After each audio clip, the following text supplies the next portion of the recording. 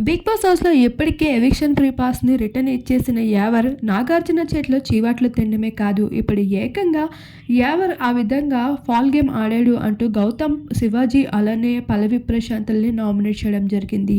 అయితే ఈ నామినేషన్ ప్రాసెస్‌పై చాలా ఎమోషనల్ అయిపోయాడు యావర్. శివన్న ఇలా అవ్వడానికి కారణం నేనే అంటూ, నేను ఫాల్ గేమ్ ఆడానా అంటూ ఇక ఆ విషయంపై శివాజీ ధైర్యం చెప్పాడు. ఒరేయ్, తప్పు చేస్తే జనాలు నన్ను పంపేస్తార్రా, ఇప్పుడు నేను నామినేషన్‌లో రాకడం ఇదేమి నాకు కొత్త కాదు అంటూ చెప్పినప్పటికీ ఏవర్ తనలో తను కుమిలిపోయాడు. ఎవిక్షన్ తిరిగి ఇచ్చేసినందుకు ఇక తందే తప్పని ఆడియన్స్‌తో పాటు కంటెస్టెంట్స్ అనుకుంటున్నందుకు ఇదే విషయం పైన ఏడుస్తూ ఉన్న యావర్ స్టోర్ రూమ్ దగ్గరికి వెళ్ళి, ప్రియాంక అయితే ఎందుకు ఏడుస్తున్నావు?